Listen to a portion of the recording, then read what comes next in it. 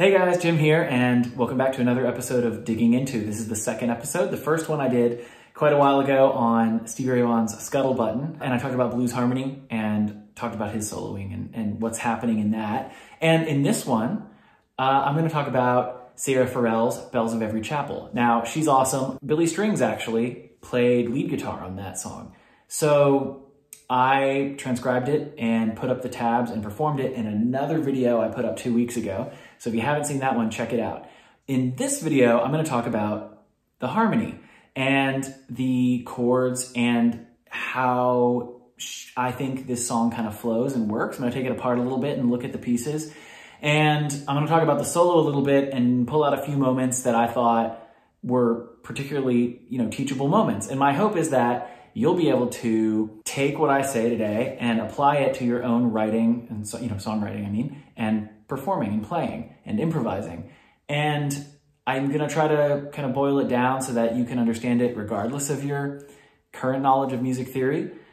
I'm gonna try to keep it easy and simple. I hope you find it interesting and I hope you find it helpful. So without further ado, let's dig into Sarah Ferrell's Bells of Every Chapel.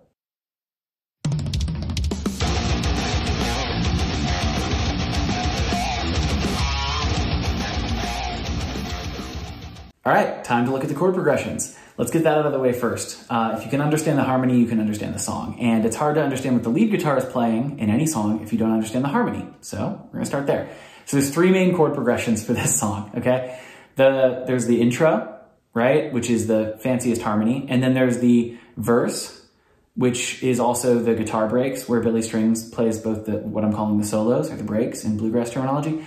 And then there's also this pre-chorus thing that's really cool, but it doesn't really have any elements that I could dig into that aren't in the other two sections, but I'm still gonna talk about it because there's an interesting chord. Okay, so let's look at the intro. Okay, I got my guitar. Let's talk about the intro. So like I said, this is the complicated part, all right? Real quick theory recap. If you don't know this, maybe it'll give you something good to look up, right? But I'm going to be talking a lot about the chords in a key, and I'm going to be talking about them and describing them using Roman numerals, right? So I might say 1, 4, 5, something like that. What I mean is, and if you already know this, you can skip ahead, but the chords in a key are the chords that are built using the notes in a given major scale. Now you can find that information out by looking at the circle of fifths and learning about that. But basically, we're in the key of C this time, okay? So if we're in the key of C, then the chords in a key are going to be all the notes of the C scale, which have no sharps and no flats. So it's just C, D, E, F, G, A, B. That's it, because a major scale has one of each letter, right? Sometimes they may be sharp or sometimes they may be flat, but this key doesn't have any sharps or flats, so that's great. The chords are built with each note of the scale being the root, and they stack up every other note. So like I said, I can't really teach the whole thing here, but that's the gist. And so the takeaway is that the chords are always major, minor, minor, major, major, minor, diminished, okay? And the 1, the 4, and the 5 chord, which are in this key, C, F, and G, are major. And the 2, and the 3, and the 6 chord are gonna be minor, and the 7th chord is always the one that's supposed to be diminished in the key. It doesn't get played as much, right? So in this key, the chords are C is the 1 chord, D minor is the 2 chord, E minor is the 3 chord, 4 is the F chord, 5 is the G, F and G are major, obviously. A minor is 6, B diminished would be 7, okay? There's lots of out of key chords too, and I'll talk about those and how to use how to apply those in your own writing. So that's what's coming up. But with that said, let's actually look at the chord progression. So the chords themselves in the intro part go F, F sharp diminished, right? That's out of key. C, A, D, G, C. Those are the chords that Billy's playing over when he does the thing, right? And right in the beginning of the song. So the C chord is not the first chord. That's interesting, right? Most songs start on the chord of the key that they're in. So a song in the key of C is supposed to start on C, right? But this song starts on F, which is fairly typical for like a chorus part of a song, is to start on the 4 chord. So, you know, she does sing over it like that. That's a great way to build energy and build interest. So that's a cool trick right off the bat. You could start one of the chord progressions in your song on the 4 chord of the key. Happens all the time in country. My country band that I'm in, the Morgan McKay group, actually does that all the time too, right? Morgan's the best. And she does that a lot when she writes chord progressions. So that's cool. The second chord in this out of key, F sharp diminished chord, I'll get to in a second. That is going to be its own section of this video, basically. There's a lot to talk about there. I'm going to speculate on that later because there's so much to talk about. So ignoring that F sharp diminished chord for a moment. Then we go to C, finally the 1 chord, but we get off it real quick to the A. Now, A minor would be the 6th chord of this key. So this is an out of key A major. It goes to D, also out of key. It should be D minor in the key of C, right? G, that's in key. That's the 5 chord, 1. So let's talk about that A and that D for a minute, shall we? Those are something called secondary dominant chords. So what are secondary dominant chords? I'm sure you're asking. If you already know that, you can skip to the next section. But if you don't, I'll try to boil it down here.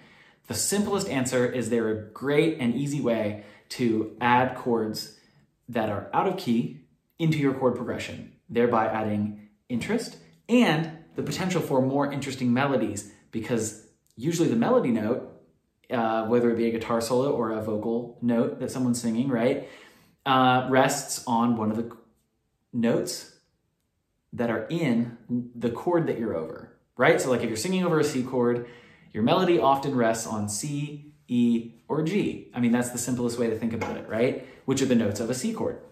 So by adding in an out of key chord, you get more interesting notes. And if you add in out of key chords, instead of just guessing and doing it randomly, if you apply a little bit of theory and you can do it a little more methodically, it'll save you time and it'll save you effort and it'll kind of smooth out the chord progression a little bit because you don't have to reinvent the wheel every time, right?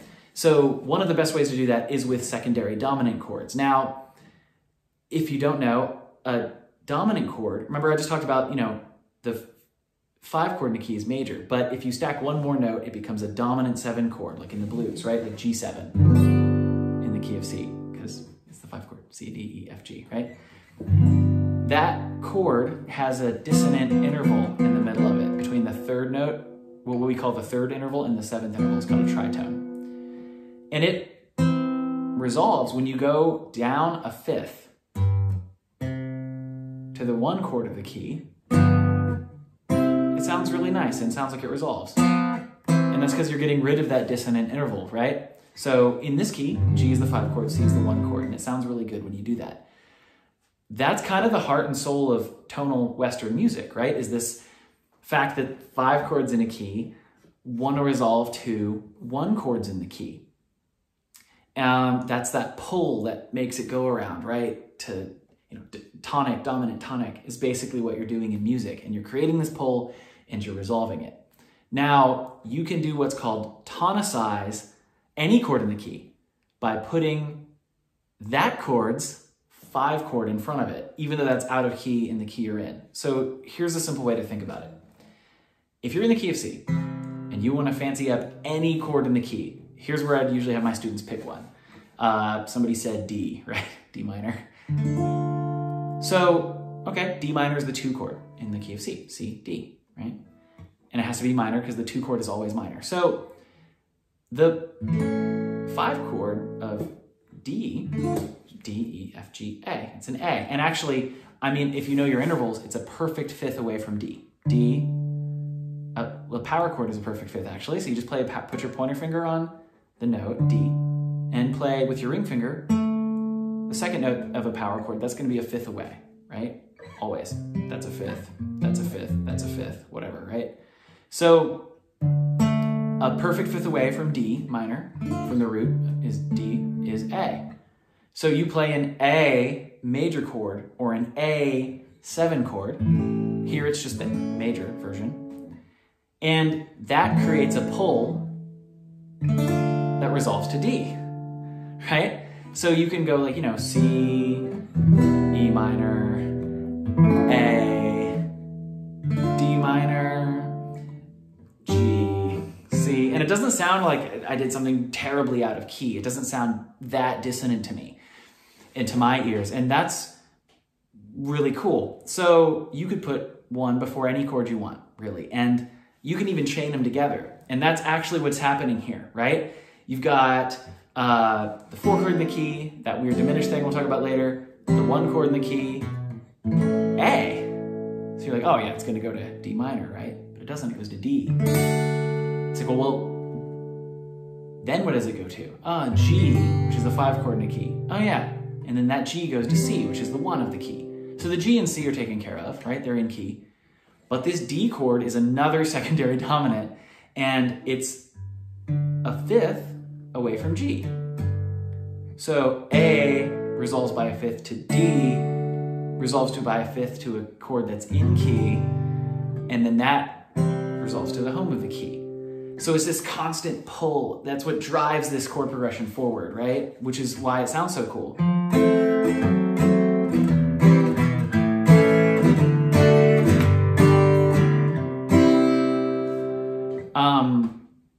I just think that's great. And these secondary dominant chords are all over the place, okay, in this song. And that's really cool. And when you're talking about a secondary dominant chord, you can talk about them instead of giving them a Roman numeral, right? You can say, oh, it's the 5 of whatever chord in the key it resolves to, or it's supposed to resolve to, even if it doesn't. So you can go like, oh, okay, 4, sharp 4 diminished, 1, A is the 5 of 2, because D would be the 2. And D is the 5 of 5, because it resolves to G, which is the 5 chord. And then you go to C. And you would write that like Roman numeral 5, you know, V, right? Slash or backslash. And then the Roman numeral it's supposed to resolve to. So 5/2 or 5 of 2.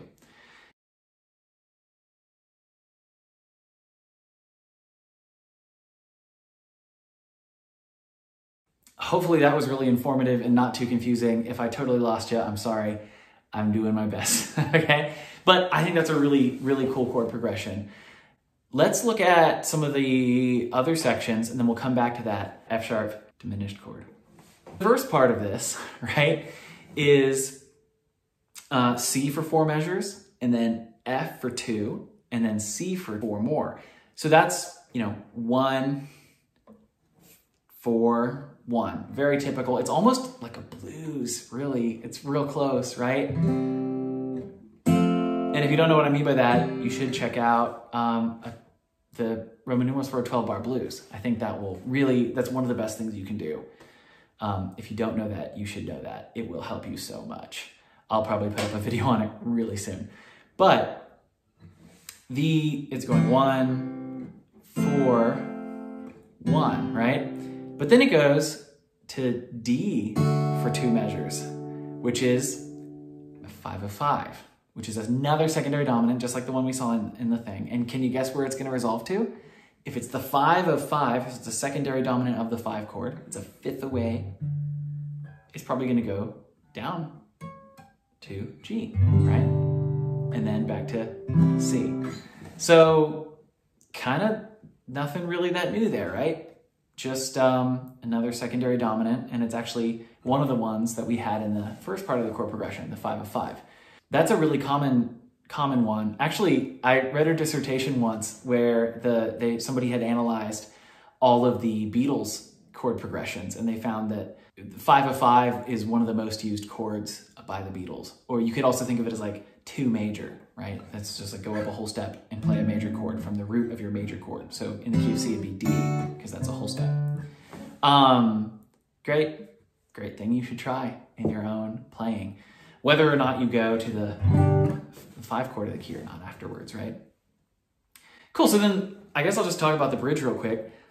The bridge is C, C7, F, C, F, and then C for a while, and then D and G, right? So I guess the biggest thing to talk about there is the fact that there's a C7 chord. So the bridge is the part where she's talking about life, it ain't so simple, right? That's a dominant 7 chord on the 1. So you could think, oh yeah, it's like the 1 chord in the blues, right? Sure, you can play over it like that, for sure, definitely.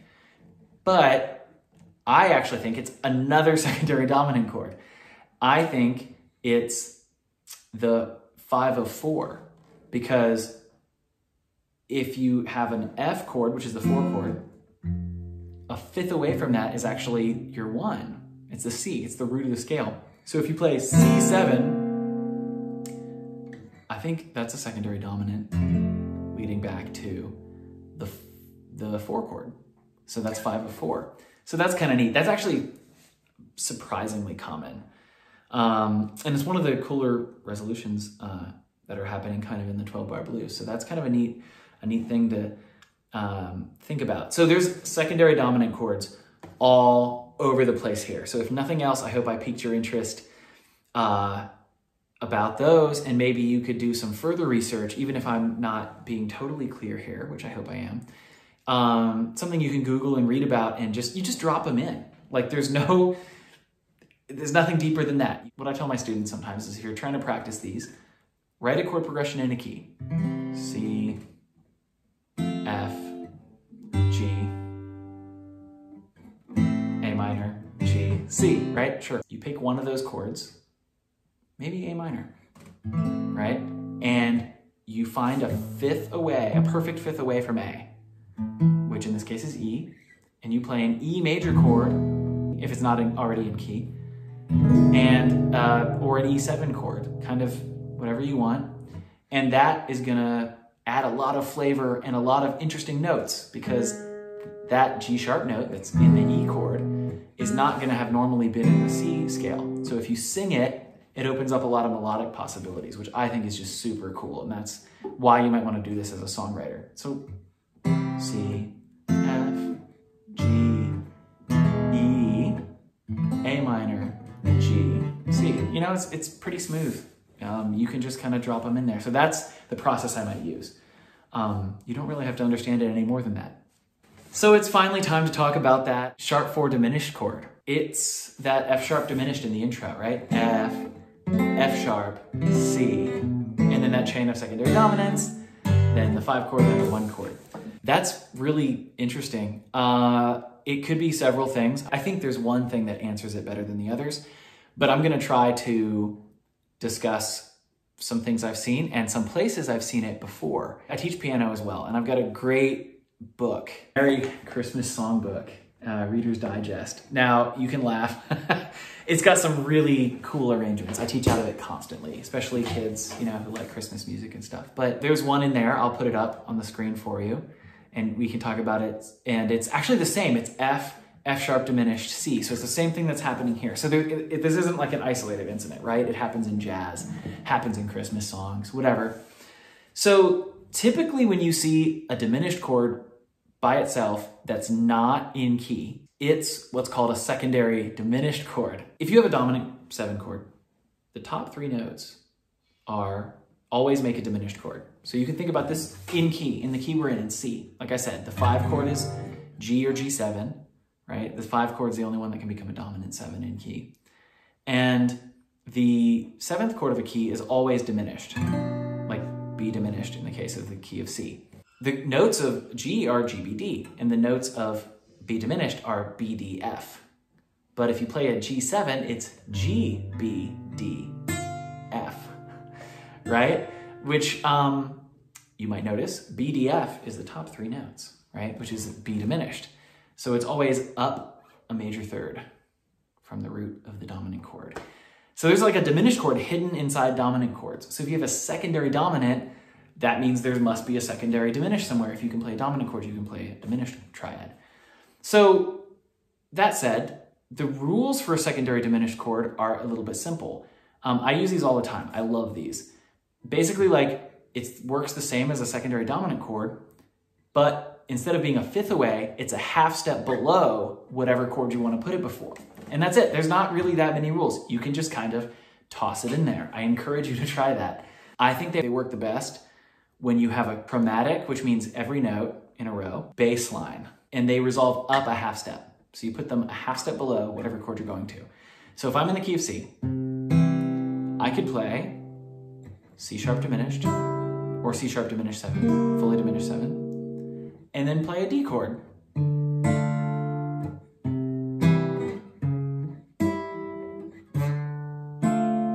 I think that sounds pretty, you know? And you could keep going. Fully diminished, E minor. Oh, there's your 4 chord. You know? There's your 5 chord. So if you notice, I just put one to get this kind of chromatically ascending bass line. That's how they sound the best. So if you have 2 chords that are next to each other in a given key, and you think you might want to do something fancy, try putting a diminished chord a half step below the chord you're going to, right? So the issue here is it's not just a simple secondary diminished chord, because if you had an F sharp secondary diminished chord, you'd expect it to resolve up a half step like I just talked about to G. So that would sound good, you know, but she doesn't. She goes to a C chord, but there's a G note inside of the C chord. It's the 5th note of the C, C, E, G. So that's, to me, is functioning like a deceptively resolving, which means it doesn't resolve where you think it will, or where it's supposed to. It's a deceptively resolving secondary diminished chord.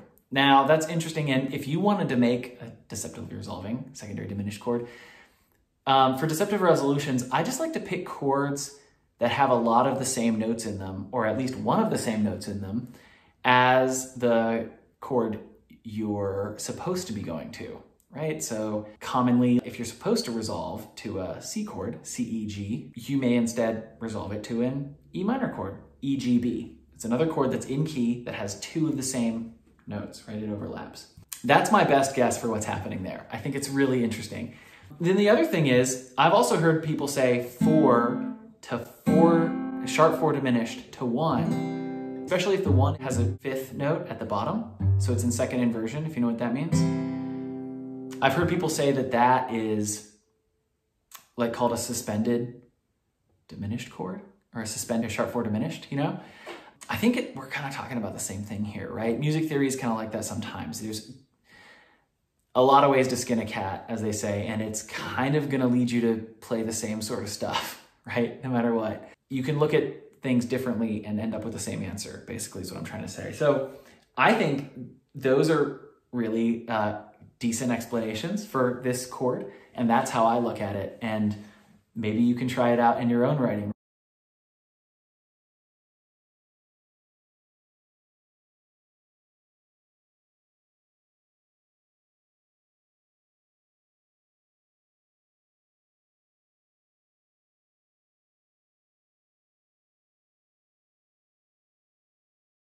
Right? Because to me, part of songwriting is building up this catalog of neat harmony tricks that you take from other places. And you remember like, oh yeah. And the Roman numeral system lets you catalog these things away. You're not like, oh yeah, F to F sharp, because that doesn't really matter.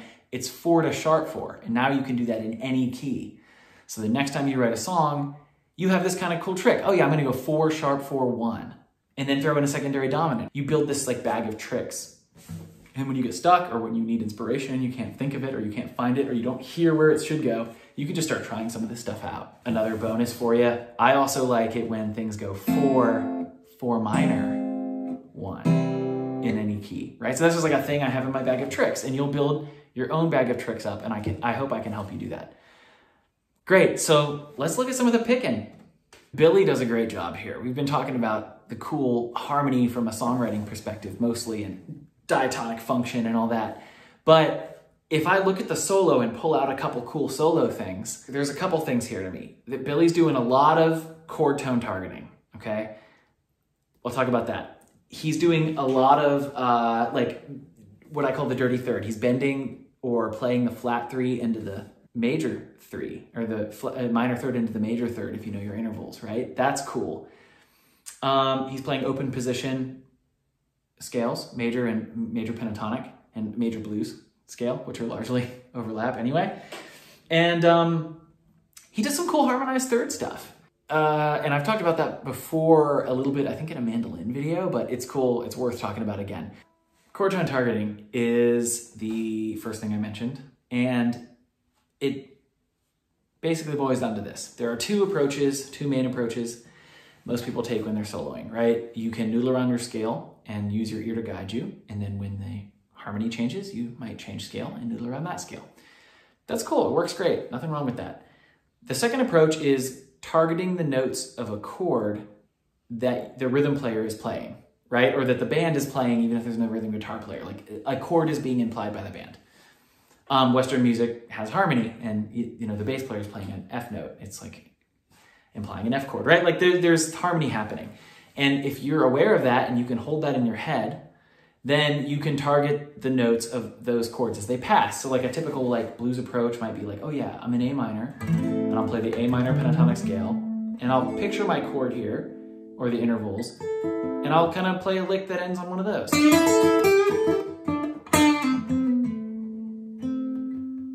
Like, oh yeah, that's in the chord, sounds good. But then when the chord changes, flat 7 chord in the key or whatever, a G, then you might try to land on some of those notes, even if they're out of the scale you're playing or whatever.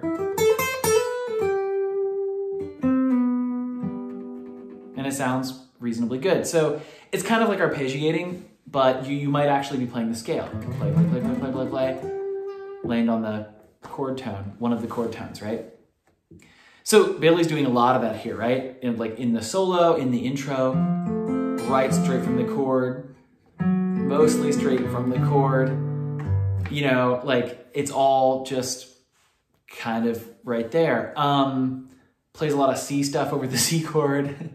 Later, in over one of the D chords, first solo, I think, he goes and just outlines that D triad, right? That's a cool thing to play around with just alone. And that's actually why I made sure to put the chords above the solo and the tabs in the first video I made on this song, because I wanted you to be able to look at it and see how the notes are playing against the chord. What intervals are they? That kind of thing. The other thing that I mentioned was Billy does the dirty third a lot, which is so like in C, he does a lot of this kind of thing. You know, this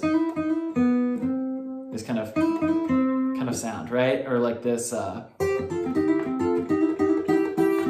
a very country vibe. He does it on the 4th fret of the B string in a C. That's classic bluegrass and country and blues, right? That is like any major chord, you should try that, okay? And it sounds fine, even though it's often out of scale, because it's kind of like the minor pentatonic scale has a flat third interval in it. But a lot of these major chords, if you're playing like bluesy, you might play that over a major chord.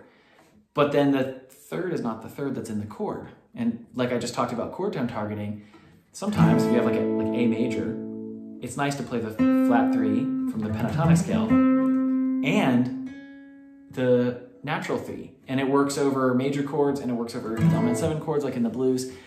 So Billy's doing that quite a bit here. He does that in that D thing I talked about earlier. Right there. Does it like in the C scale. You know, good stuff. The harmonized thirds thing. Billy at one point goes, and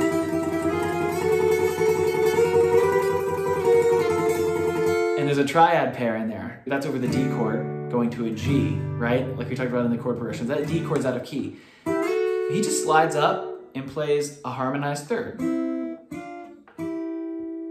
over the D. Tremolo picks it, kind of. It goes up into this part of a G chord, which is another harmonized third, and then goes down a triad pair, which is really cool. So basically, you can play a scale, and you can play a root and its third, the second note in its third, the third note in its chord, third, and you can harmonize the whole scale. And you can do that even to like out of key chords. You can play the third that's in that D chord, right? It's right there. So, and then the G is right there. And another popular thing to do that he does, you might notice he moves chromatically. Anytime when you harmonize, it's major, minor, minor, major, major, just like the chords in a key, right? In fact, they perfectly match. C major, D minor, E minor. It's just a third, not the whole chord. And whenever you see, a cool country bluegrass trick is whenever you see two of the same shape next to each other,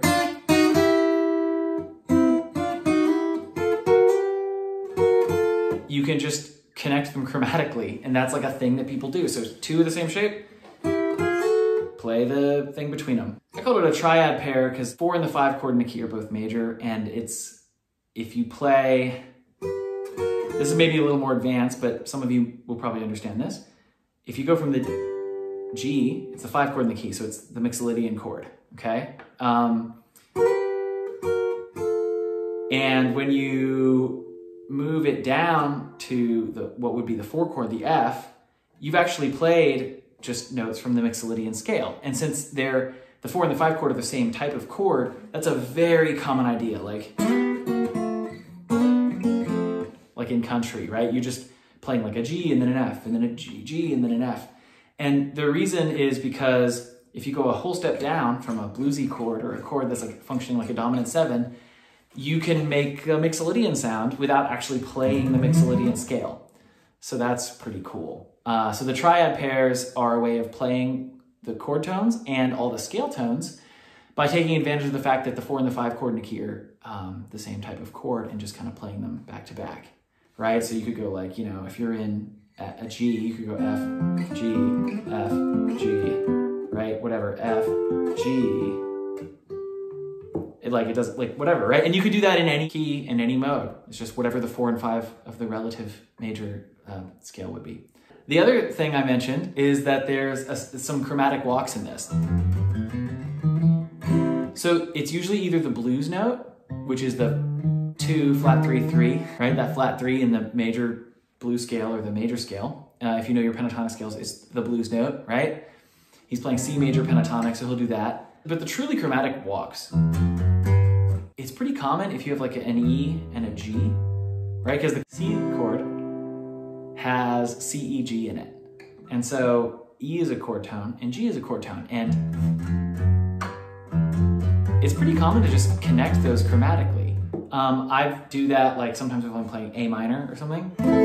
I'll find the 1-string arpeggio, you know? A, C, E, G, well, you could put the G in, E, right? Or A. And then I'll connect them chromatically.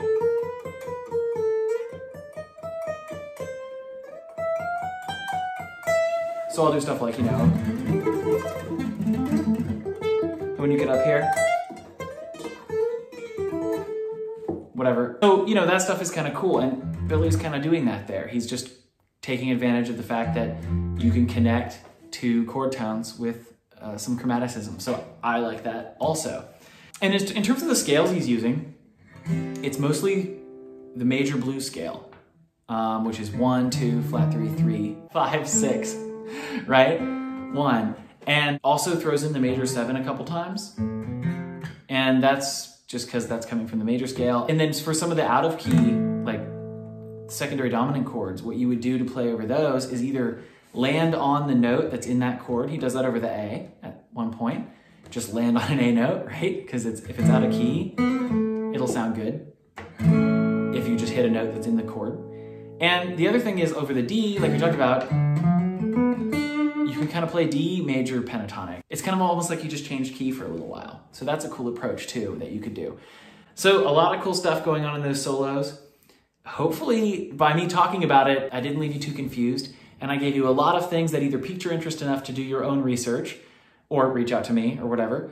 And I hope that you can take some of this stuff and put it in your own playing. I hope it was helpful. And if it wasn't, I'm really sorry. So I hope you all have a fantastic time and I wish you the best in your guitar journey. Reach out if you need anything. Thanks.